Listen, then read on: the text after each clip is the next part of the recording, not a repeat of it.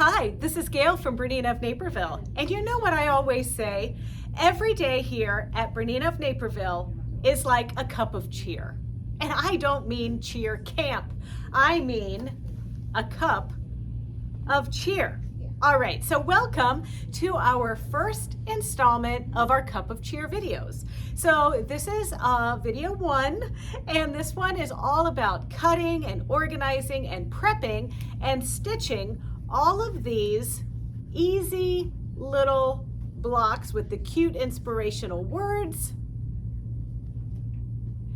And then some of them are individual letters. I'll have you figure out what this says in a hot minute and everything. So we are going to go through and see what comes in our Cup of Cheer kit. We are going to see the best way to cut these things out and label, and of course some prep work and what we're using for stabilizers. So I do want to tell you that in addition to what comes in your kit, you're going to want to make sure that you download the handout associated with this video, because the handout is interactive. It's going to be time-stamped to take you to special videos for different things, and also it is going to tell you what you need for additional supplies in addition to your kit.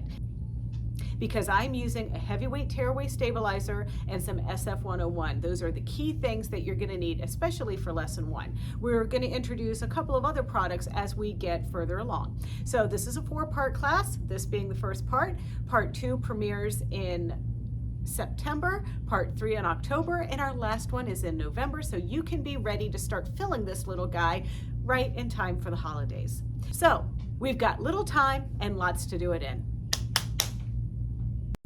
Okay, when we open our Cup of Cheer, I mean, it's super cute, right? The packing instructions, or what's in the box, is actually listed on this little perforated cardstock. But once you kind of determine all of your different fabrics, you can actually use this as a little cup to hold your notions and things like this. So this forms into this little mug. But we're not here to do origami. We're here to look through our fabric. So you're going to open this up, take your fabric out, put the box aside, and then we're going to start the long, grueling process of organizing everything. And I want to let you know, you're going to thank me for this. I want lots of praise on the comments of this video, because I went through and provided a file for you, and I'm printing these on the Avery 18260 labels, but these are the measurements of every single piece of fabric that you need to cut.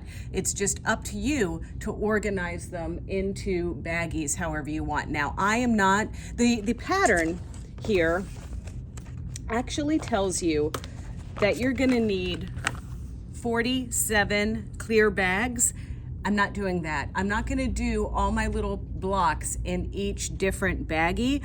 I'm going to do bags for all of the sections. I feel like that suffices. And you know what? I don't want to use all that plastic, let's be honest. So, but if you want to do all the baggies, that's fine. I'm probably just going to organize mine together as a block in a fabric clip.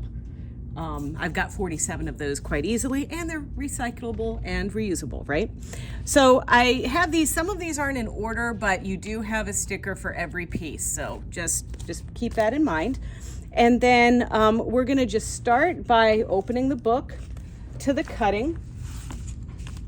And the first thing is there's a fat quarter of red, and we're gonna look for that. So let's take our ribbon, and I like to keep everything from these and keep it in the box, and I also use the box to organize everything as well. I'm gonna put these little squares aside for a moment, but this right here,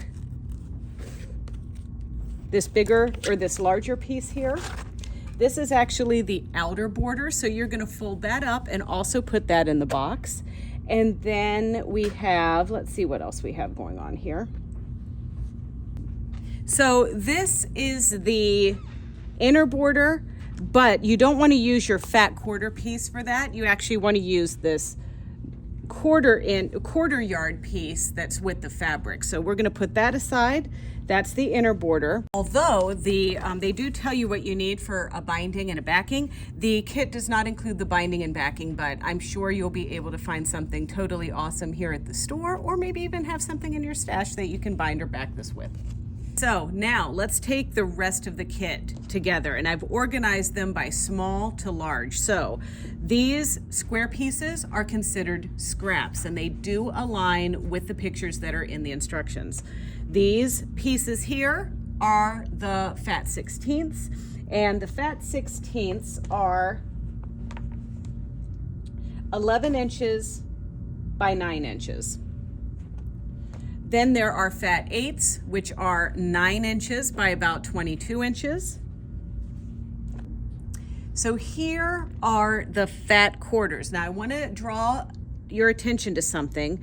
These two pieces here are very similar, but one has a pattern and one is solid.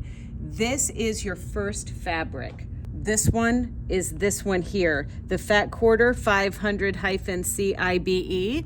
And so that's indeed a fat quarter. But we also have a fat quarter of this one, which is 10209R, but they're saying that you have a fat 8th, but it's really, you have a fat quarter. So just keep that in mind. So I'm gonna go ahead and just line these up in order, and then I'll start cutting. Okay, so here they are all in order. Some of them I had to make notes, like this one is actually, they tell you that you need a fat 8th, but they give you a fat quarter of this one. Then we go to here. They tell you that you need a fat 8th of this one, but you got a full fat quarter of that one. And then going down here, they say you need a fat 16th, but you got a fat 8th. And then the pattern looks like this one is actually black, but it's a dark blue. But I lined everything up in order just like this, and this is going to sit on my cutting table until I get through all of the cutting of this project. And you want to pay attention here to your cutting diagrams. They're going to be really helpful for you. This one, I wish they would go in order from here through, and they don't. Just be mindful of that. So, but we're going to cut this one first. So just make sure that you're lining up the prints together the correct way. So to break this down, this is our first fabric that we're going to cut.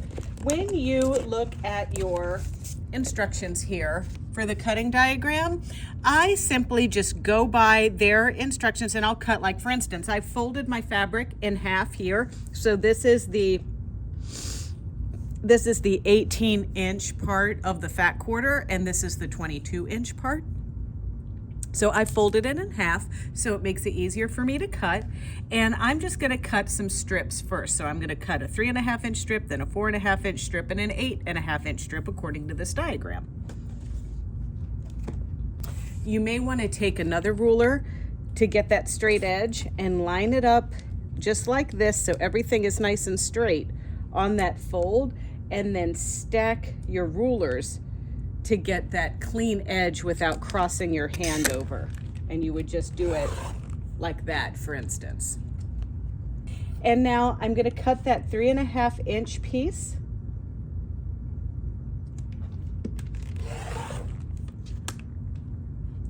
And now a 4.5-inch.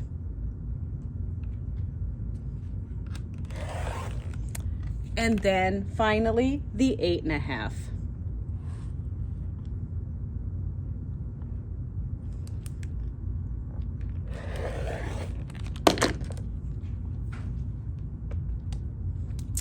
And then I'm just going to leave this 8.5-inch piece here because now I want to cut a subsection of this one.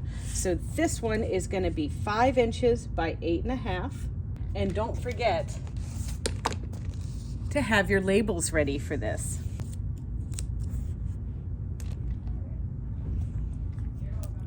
And now we're just simply going to cut that 4.5 by 6-inch piece.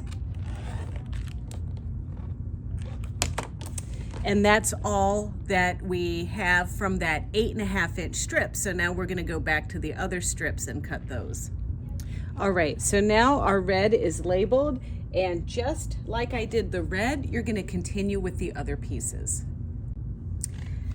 So when I get, cutting a lot of smaller pieces, I do switch to a ruler like this one. This one is 6.5 inch because I have to make several cuts that are a little bit smaller. It's just easier to manipulate, especially since the tripod's right there.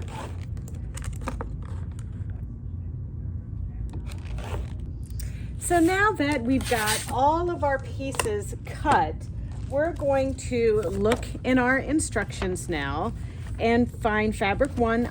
This pile, there is a method to my madness. They are all in order, just like this. So I am going to go by all of the different sections. And do you see how on here it has like section 2, section 5, and whatever? And I'm gonna find those baggies and plop the appropriate sizes into the bags. So I've got some section 2s to start off with here. And I have a sandwich bag labeled section 2. So I'm just going to continue with this until I'm through with all my pieces. Okay, so here I've organized all of our sections and I feel pretty confident that we're ready to go. Now, don't forget, you're also going to have to cut some embellishments and things like that, but we're going to deal with that after the whole project is pieced together. Another thing is when you open up your book to get ready to start stitching the first items in here, and remember, we're going to be starting with doing all of the stitched files first. So for now, we're going to skip the applique pieces and we're going to start with page 18, and we're going to do the stitch blocks, and we're going to start with the snowflakes. We are not going to be doing the quilt as you go instructions. We're going to do this the traditional way. So we're going to stitch all of like the words and those kinds of things together. Then we're going to do the applique blocks. Then we're going to do those fun 2-part blocks as we go through this journey. And then at the end, we're going to sew all the sections together, quilt it, then do the embellishment. So that's the method that we're going to do. So we're almost ready to stitch. So the only thing that we want to do right now is deal with our stabilizer and the hoops that we're going to be using. All right, so we're starting with the snowflakes, and we have 4 different fabrics. We cut these. I fished them out of our little sections of bags, that we have put together. And I'm using 2 stabilizers with this. One is an interfacing, which is going to stay in, and one is a tearaway that we're going to remove after the embroidery process is complete. So this is fusible woven. Some people use SF101. That is a Pellon product. This is actually the Pellon. OESD, or Embroidery Online, makes a fusible woven, and of course so does Kimberbell. We carry the Embroidery Online products here and the Pellon products. So this the pattern calls for a mesh or a light mesh cutaway stabilizer, but I really don't think that's necessary. I am simply using a heavy weight tearaway stabilizer. This will do the trick. So all I'm going to do is take my fusible woven pieces, which is more of like an interfacing, and I'm going to iron these. I've got 4 of these cut, and these are going to get ironed to the back of each block. And then I'm going to use a water soluble pen to draw the center lines down the middle vertically and horizontally, and that's how I can line up my snowflakes just right. So you're going to need medium hoop or whatever your machine might choose for the design. So when I pick the snowflake in my Bernina that I'm using, it's going to automatically pick the medium hoop, which is this size right here. It's about 4 inches by 6 inches. So I'm going to take my piece here of my stabilizer, and then I'm going to spray this with some 505 spray, lay this piece down here, and then take my placement template, and the hoops have this little arrow right there. So we're gonna place the template in so it fits in nicely so we can read the logo. And then I'm gonna lay that right down on the middle piece just there. And then I'm gonna slip this into the hoop.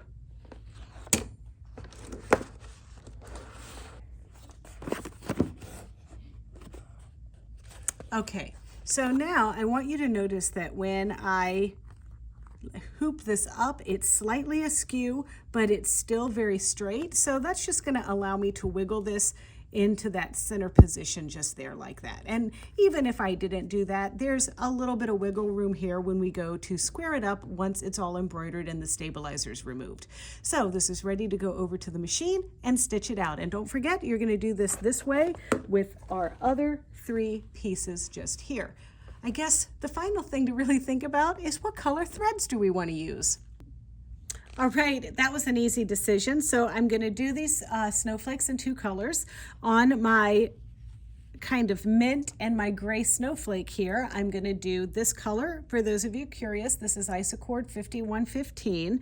And for the more printed snowflake here, I am going to use red, and it is red color number 1900 in Isocord.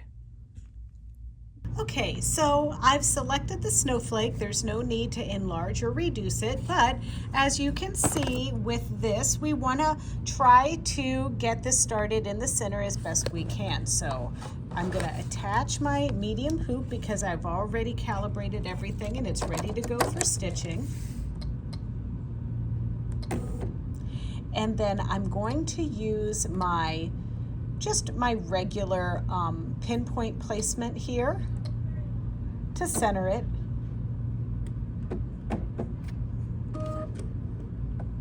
And now that's exactly where I want it to be, and just kind of checking that it's straight there, and that's perfect. So now I'm ready to stitch it out, and I have decided that this print, I've got 2 versions of these, but they're each going to get a red snowflake.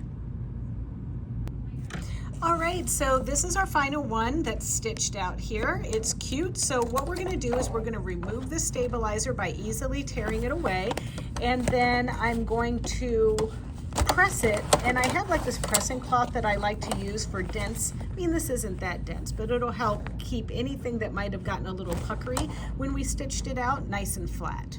What we're using here is a, looks like batting, but it's not. It's actually a pressing cloth, and this is in the handout for the class, so there's a link to what this product is. It's made by OESD. And I'm just gonna lay our piece down on that because you can see it's not like totally puckery, but it's a little wavy. So I'm gonna give this a little bit of steam. I'm using my Laura Star iron here, but this will totally flatten out and be awesome on this pressing cloth. And then I can just peel this off, and you can see there how flat that is.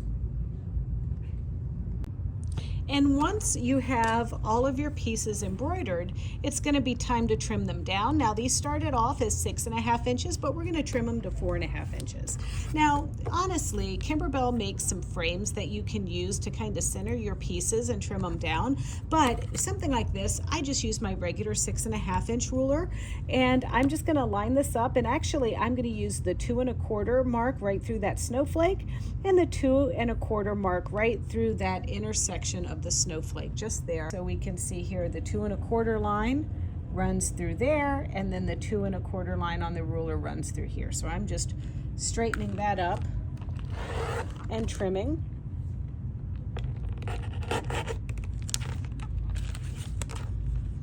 And then I'm going to use that edge that I just trimmed to measure my 4.5 inch piece. Just like that. So once you have your completed snowflakes, you can go ahead and put them back in their appropriate sections. Just like our snowflakes, it's time to do the MRRY. And MRRY is on page 18, or it's on page 19 right here. And basically, here are our pieces. We've gone ahead and used the fusible woven again on all of our pieces. So I'm just going to start off by grabbing the green one. I'm going to mark the middles with my blue pen, and I'm going to stitch the M on this one, the R on this one, another R on the blue, and the Y on the gray. Now, fair warning here, The M I'm stitching upside down because this is our M. I'm using the pink 2532 from Isacord. But what happened is when I hooped up my fabric, which is really kind of non-directional, this candy cane is upside down, and I didn't like that even though this one's right side up or whatever. So I'm just gonna turn it around and rotate it. Looks good now. And then I'm just gonna double check my center mark here. Make sure it's where I like it. There we go. All right, so now we're all set with the pink M on the green fabric.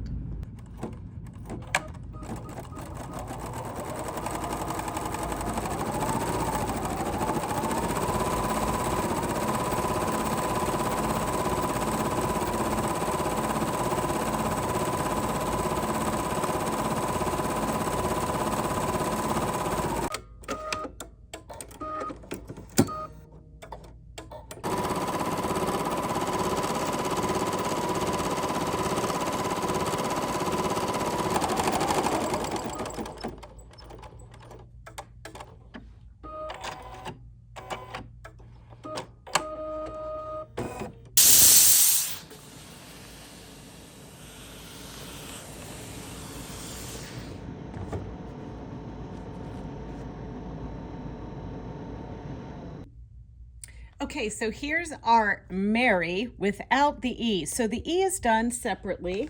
It is on a 6.5 by 6.5 striped piece like this. But the reason why the E is done a little bit differently is because it's kind of off center. So what's gonna happen is we're gonna hoop this up in our large hoop this time, and then we're going to stitch it. It has a placement line where we're gonna put the Velcro dot that came in the embellishment kit, and we're even gonna stitch that right down in the hoop, but then it's gonna give us little placement lines or cutting lines there in step 5 to tell us, hey, this is where you're gonna cut this block.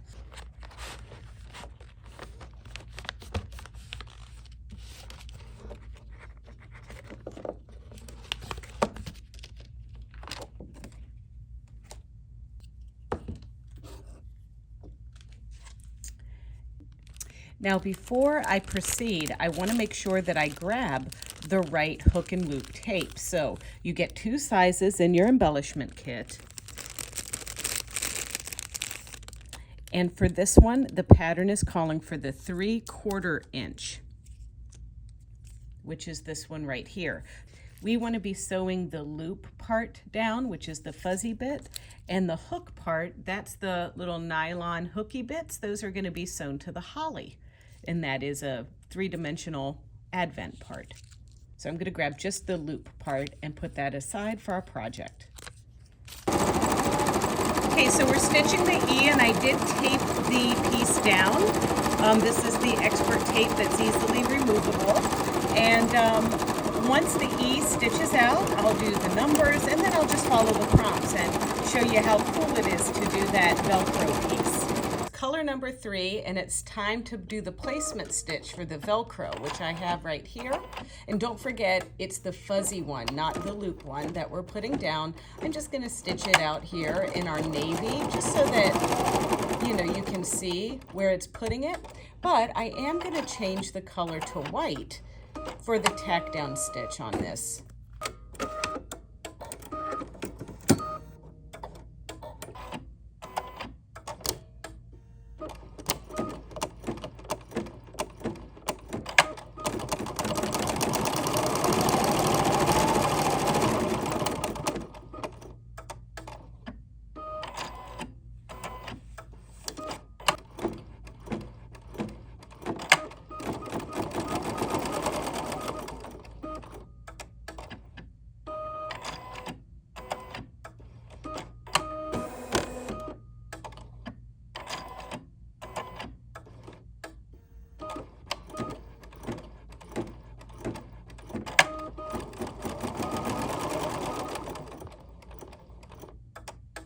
All right, now it's time to remove the stabilizer and trim and move on to another section of stitched files.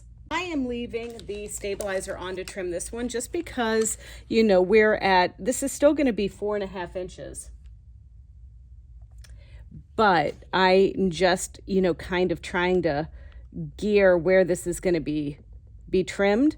And it's easier for me to remove the stabilizer if I'm trimming right on this tiny little stitching here. So I'm just going to cut that.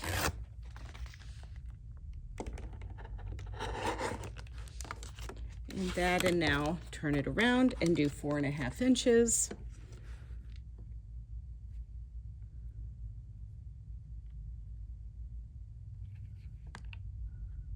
There we go.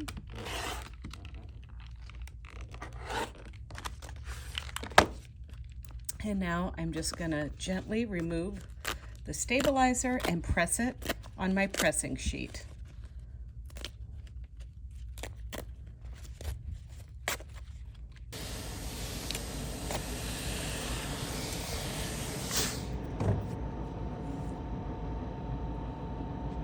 For the This Home Believes piece that is on page 21, it fits in the large oval that you can see here, but there's lots of exposed edges here, and the E that we just stitched was just teetering on the brink of puckering just a little bit. So what I'm going to do with this is I am going to use my basting box on my Bernina 880. Now don't forget, you're going to get a basting box on all of your Berninas, and I'll show you just there, that little guy there. You're going to press that once and it does a basting box close to the perimeter of the design, and you press it again, you're going to get a basting around the perimeter of the hoop.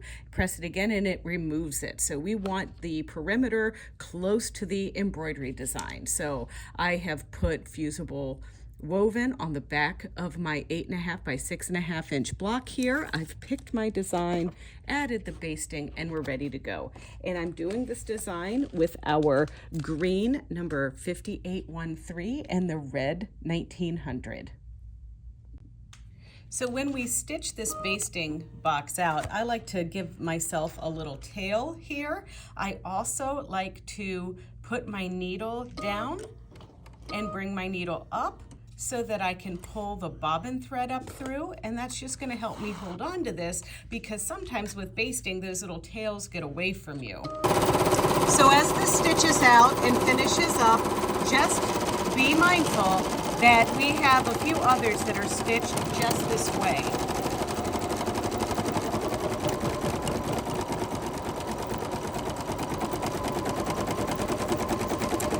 There's This House Believes, 'Tis the Season to Snuggle, Deck the Halls, and All Hearts Come Home for Christmas. So we are just going to do these straight up. So the next time I see ya, we're going to be working on Have a Cup of Cheer, which is a 2-part block.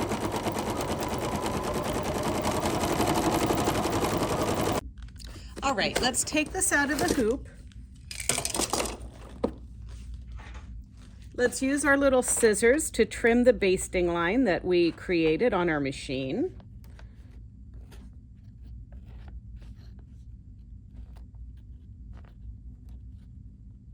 Okay, and now we can just easily pull these threads out of there so we get everything liberated properly.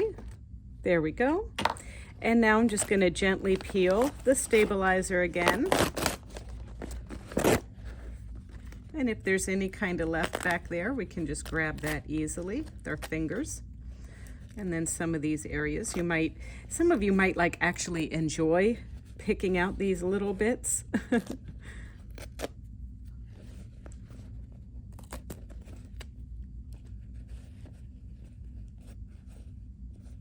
And I'm not going to bother taking all of it out of here.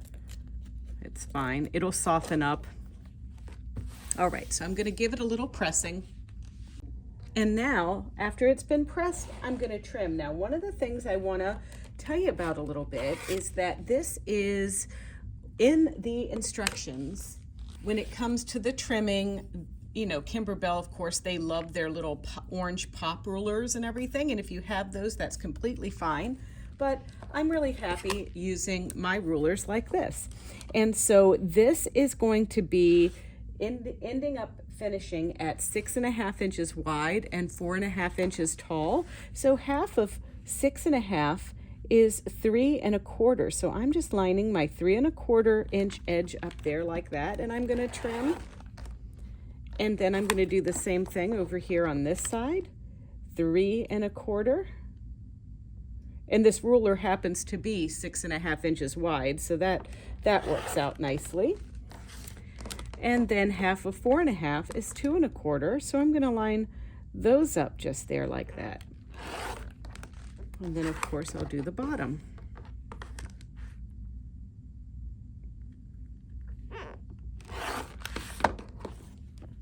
All right, so now this is how we're going to make those other cute little inspirational sayings. So for the Deck the Halls, the design is a little bit larger, which requires us going up to the mega hoop or a jumbo hoop or maxi hoop, whatever you happen to have. Now, for those of you that are doing this project using a Bernina 500 series, that would be the actual new generation 570, a 535, a 590, and the embroidery only 500, this would be the longest hoop you can use, and it's the mega hoop. Now you can also use this hoop on an Artista 200, 730. You can also use it on the 560, 570, 580, but it is going to have to be repositioned. Now the machine will prompt you for that, and you see this little slider over here. If you're using the mega hoop with an 7 or 8 series, there's no need to reposition it. You just move the slider into position 2, and that will, you can feel it click, and the middle is position 2. If you are trying to move it from one position to the next, you just loosen it and move it into position where it kind of clips into place like that, or down here, that was position 1, and then this is position 3. So there is a separate video on using the mega hoop that we have on our Bernina of Naperville YouTube channel, so check that one out if you want to get down and dirty with the mega hoop. But I'm using an 8 series today, so all I need to do is just move this into the second position and I'm good to go. The mega hoop has 2 sets here of screws, so you kind of want to distribute the tightness on there evenly. I think I should be okay with this project. I am going to take my template. You can also see that the template is divided by section 1 is the green area here, section 2 is represented by lines, and section 3 is red. Okay, so I'm placing that into position. Laying everything in the center here, and then I'm just going to carefully squeeze and insert that into the bottom of the hoop.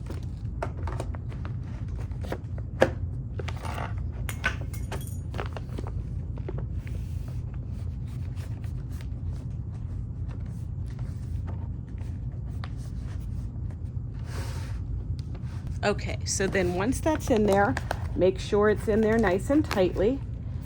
This hoop also comes with little wishbones that clamp here. So let me show you how to put those on. Sometimes you need just a little extra squeeze in here. So I use these in these positions to keep it just a little bit tighter. You get 4 of these with the mega hoop. And then up here, it's a little bit easier to clamp them. But there we go. All right, we're all set. Let's put this on the machine. Now, once again, we're going to use our pinpoint placement to get this just where we want it to go. So I am going to hit that button, pick the center of my design, and then lower my foot and use my multifunction knobs to get everything perfect. Now, because this is a long piece, I also want to make sure it's straight. So I'm going to hit set, then I'm going to touch the bottom center knot, and you can see it's just slightly too far to the right, so, or too far to the left, so I'm going to move it to the right. Perfect. And now let's check up the top.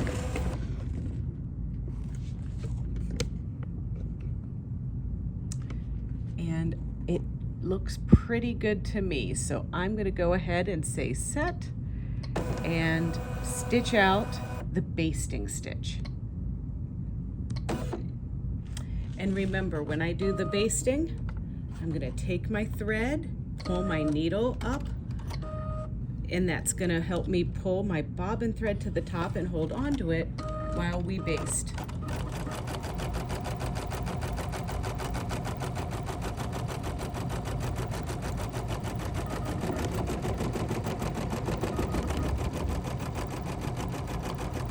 So the rest of this is pretty easy. I'm just going to follow along with changing my thread colors. But for those of you with the 5 series, why don't you take an opportunity to click the link in the handout and see the whole lesson on using the Bernina Mega Hoop. All right, so it's all done and we're just going to repeat. So we've got another Mega Hoop piece to stitch out. So there's our cute words or phrases, inspirational sayings, and now we're back to our large hoop. I've got everything hooped up just nice. Can take the template out of there, and now it's time to start with the have a cup of cheer. So the first thing we're going to do is have a cup of chi, and then the R and whatever is on a separate piece. But one thing that we need to be mindful of after we stitch everything out is when we trim, we don't want to trim measuring from the middle. It needs to be 1/2 inch from the edge of the E, and I'll show you that as soon as we stitch this out. And just as an FYI, in case you haven't caught on yet, every time I stitch something out, I have dedicated, just like you saw in the handout, the color blocks for the isocord thread that we're using. So this is going to be our darker gray, the green, the red, and the pink.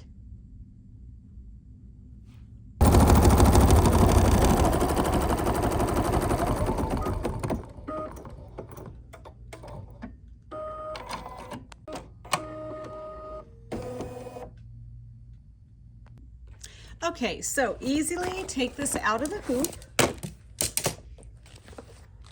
and trim your basting stitches. Get that out of there. We're going to undo. We're going to tear the stabilizer out, and then we're going to trim it. And remember, we're not going to center it to trim it this time. We are going to center it vertically, but we're going to measure 1/2 inch from this E.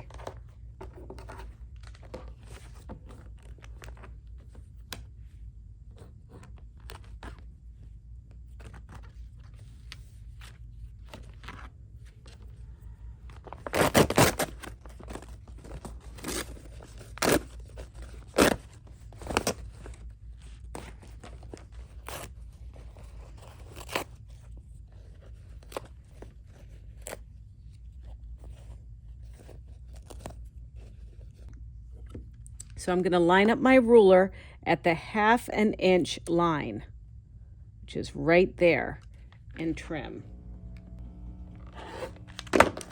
Okay, so now I'm going to measure.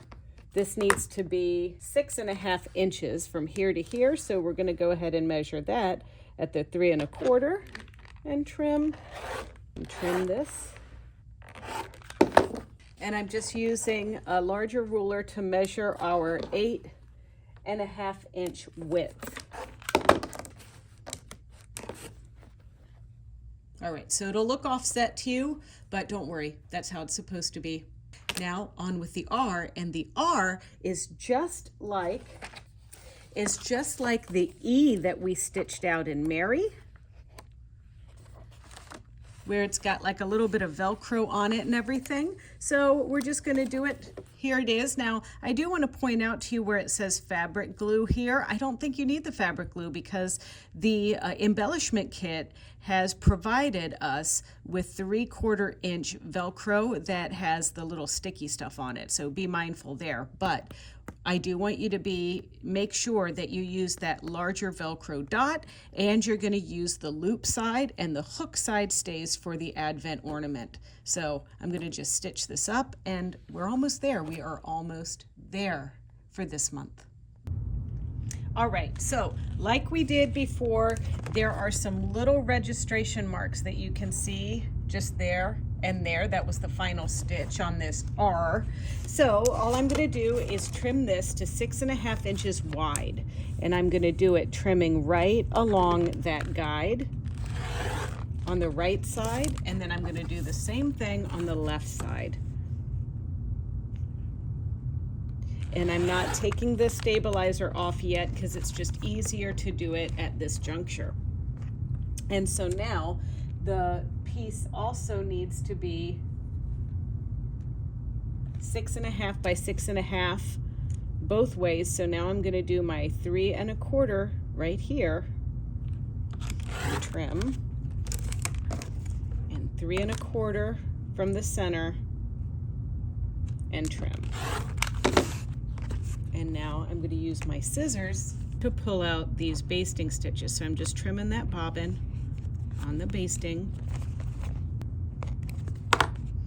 And then we're going to pull our basting stitches out.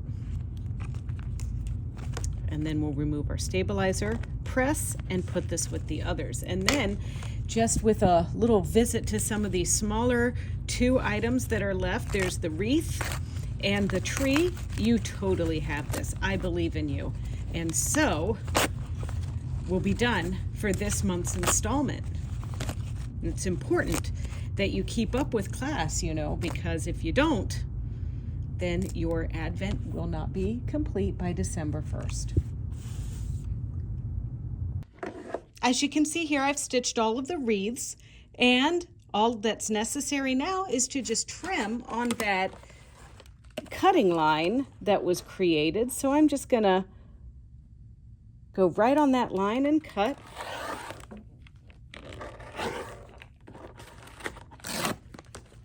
Turn it around and cut this one, and then this is all that we need for this month's selection of designs.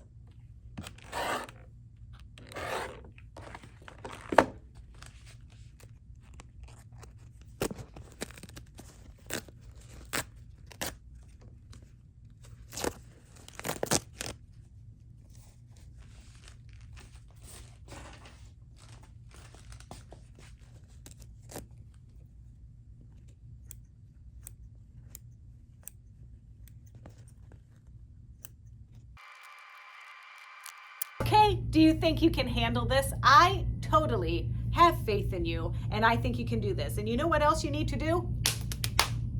You need to make sure that you are available next month, September 3rd, then the month after that, October 1st, and then November 5th. And then you're done. You're off the hook. You've got something awesome, and you can wow and amaze all of your friends or pets. All right, so I'd like to thank you so much for starting this journey with us. And if you want, it's never too late to join. Come on, these kits are coming out of our eyeballs and our ears. So you can always pick one of those up here at Bernina of Naperville. You can go to BERNINAofNaperville.com and order one online. And you can also make sure that you check out our Bernina of Naperville YouTube channel. It's easy. It's youtube.com/Bernina of Naperville. And there you can like, comment, and subscribe. And don't forget to get your Cup of Cheer kit. Jing-a-ling-a-ling.